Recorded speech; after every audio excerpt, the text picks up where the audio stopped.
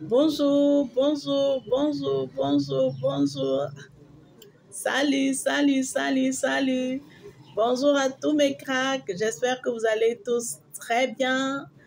C'est toujours un grand plaisir de vous voir, d'être avec vous, de partager avec vous sur l'entrepreneuriat, sur tout ce que cela comporte, le e-commerce, le marketing etc. On va dire. Alors, bonjour à tous. Pour ceux qui me découvrent, je suis conseillère Aline.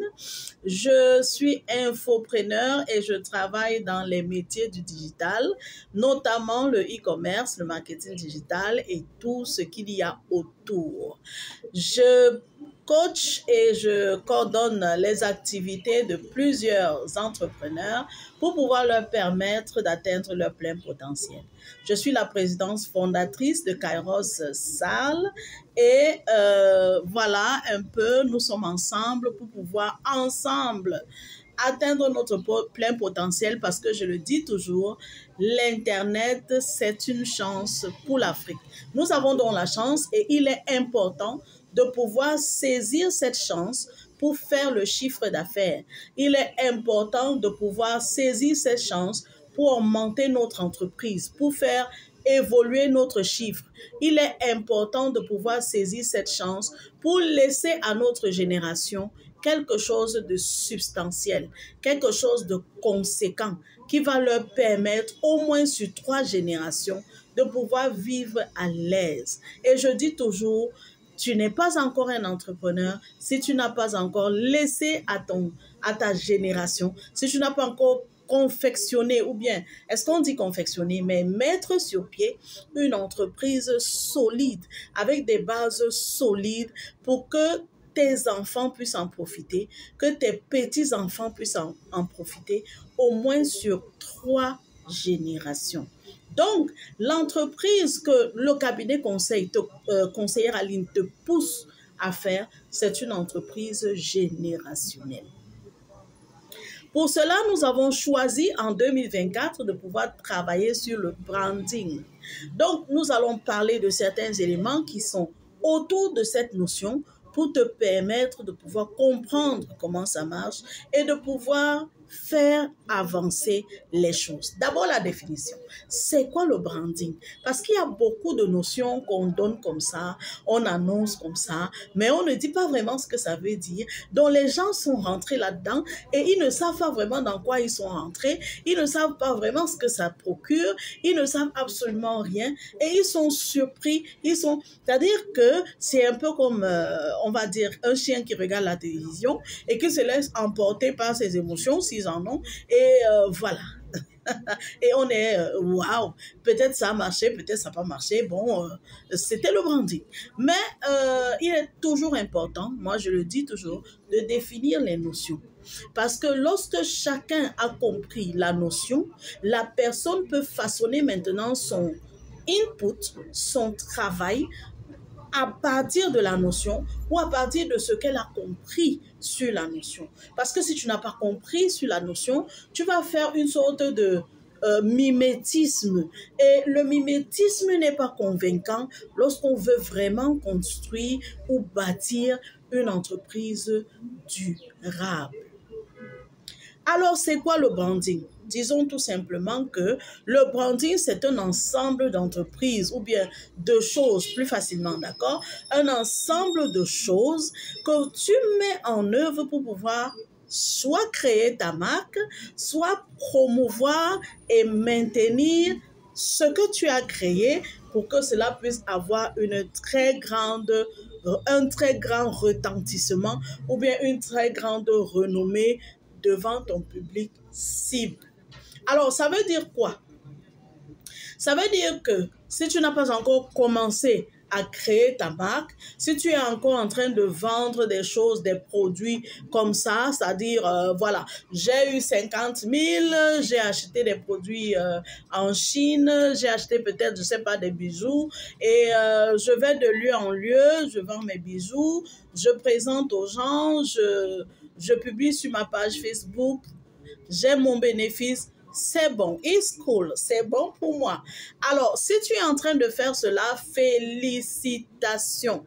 Vraiment, j'applaudis pour toi. Félicitations. C'est très bien. Mais s'il te plaît, c'est le début. Tu es encore à la maternelle. Parce qu'il faudrait que tu puisses atteindre un niveau où tu te dis, je veux créer une marque à partir de ce que je vends. Je veux créer une marque à partir de ce que je prends en Chine. C'est le début de la marche vers l'entrepreneuriat durable, le branding de ton produit, le branding de ce que tu présentes, le branding pour toi-même parce que tu es également inclus. Souviens-toi, j'ai déjà dit ici, on n'achète pas ce qu'on ne connaît pas et on n'achète pas chez quelqu'un qu'on n'aime pas. Il faut que tu puisses te développer une communauté qui va t'aimer, qui va t'accepter et c'est à partir de là que tu pourras vendre. Donc, il y a un travail que je vais dire double travail qui te concerne toi-même en tant que le promoteur du produit et qui concerne également le produit. D'accord? Donc, pour toi qui es encore au balbutiement, au début, écoute, il faut que tu te décides à créer une marque. You have to do that. Et je vais te dire, la marque, ça peut également être ton nom. Conseillère Aline, c'est une marque. Kairos Sal, c'est une marque. D'accord? Donc, commence à réfléchir sur est-ce que j'ai déjà trouvé ma niche ou bien je suis encore en train de tâtonner. Si tu es encore en train de tâtonner, s'il te plaît, essaye de voir quelle est la niche ou bien quelle est la chose qui te rapporte le plus dans tout ce tâtonnement-là et commence à te concentrer dessus parce qu'il est possible que ce soit ta niche. Lorsque tu l'as donc trouvé, ta niche, il faut maintenant réfléchir sur comment en faire une marque. Nous allons faire une vidéo là-dessus pour t'expliquer de façon simple comment est-ce que tu peux partir d'un produit pour en faire une marque et surtout une marque durable. C'est notre devoir, c'est notre travail dans le cabinet conseil de conseillère Aline. Ça, c'était pour la première catégorie de personnes, les gens qui sont encore au début, les gens qui prennent encore en Chine des choses moins chères, enfin pas moins chères, mais des choses d'un certain budget, n'est-ce pas, 50 000, 100 000, et qui vendent comme ça de manière aléatoire, sans avoir déjà fixé leur niche, sans avoir déjà décidé sur un certain nombre de préalables. Alors, nous allons leur parler de comment créer ta marque. La deuxième catégorie d'entrepreneurs, c'est ceux-là qui ont déjà une marque. Ceux qui ont déjà une marque, mais qui veulent savoir comment promouvoir, comment maintenir la reconnaissance de cette marque auprès du public cible. Parce qu'il faut savoir que on peut t'oublier. On peut t'oublier. Oui, on peut t'oublier. Au Cameroun, dans le pays où je vis, il y a des marques qui sont nées, qui ont grandi, qui ont fait leur temps et qui ont disparu et dont on a oublié, qu'on a totalement oublié aujourd'hui. Ça veut dire qu'on peut t'oublier. Il faut te mettre cela en tête. Lorsque tu as une marque, il y a un travail perpétuel dans lequel tu dois être impliqué. Il y a un travail perpétuel que tu dois faire. Sinon, on va t'oublier. Et nous allons également faire des vidéos tout au long de l'année sur comment promouvoir ce qu'on a commencé, comment maintenir ce qu'on a commencé. C'est tout un art.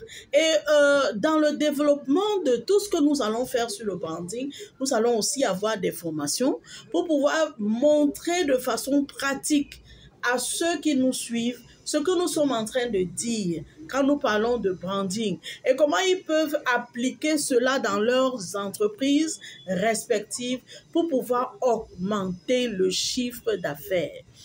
Attention, quand on parle de branding, on va également introduire l'intelligence artificielle.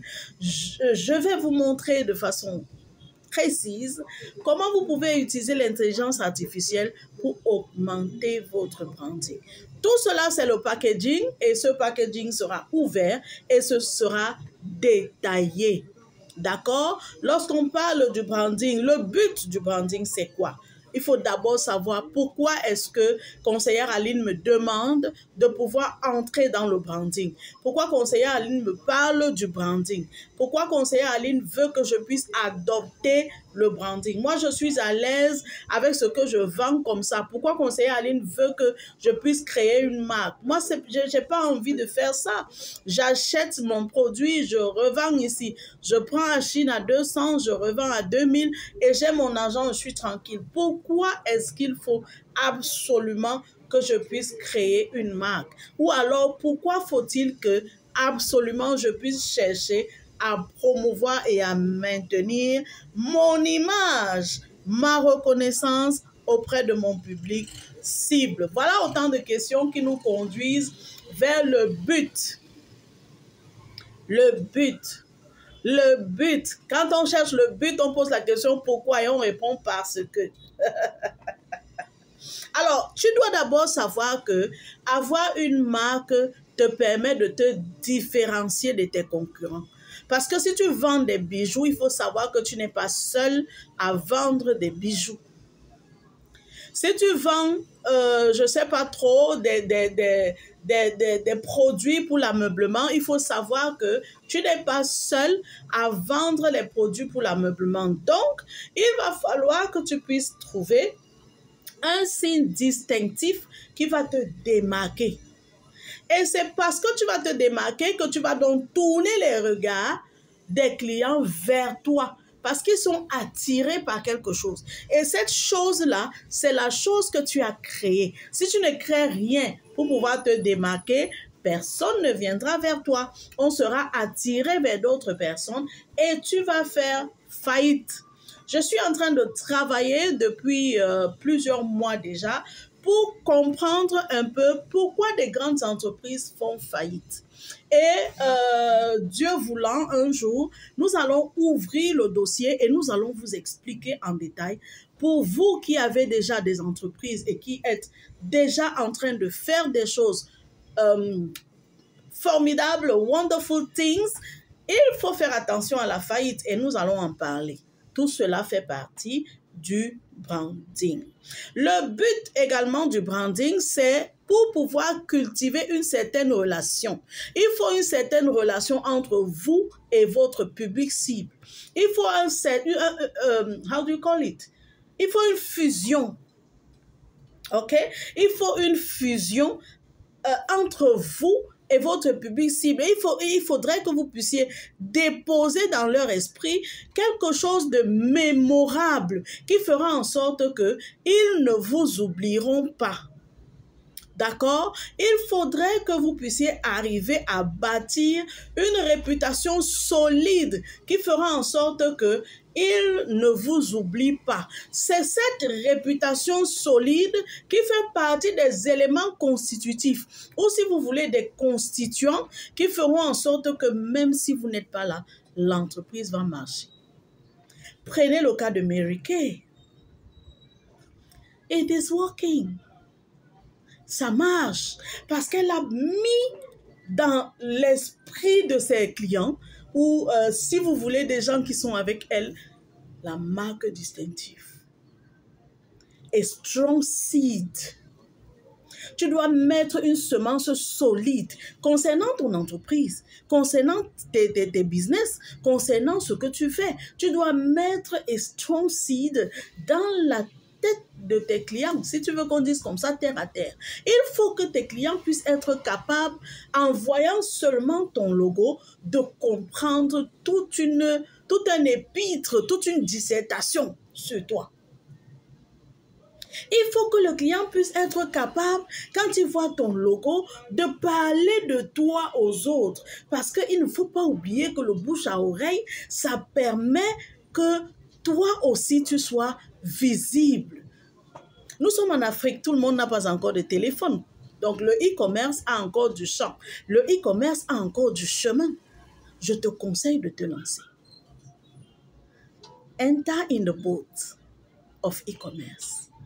Et tu verras. Reste connecté, nous allons travailler ensemble.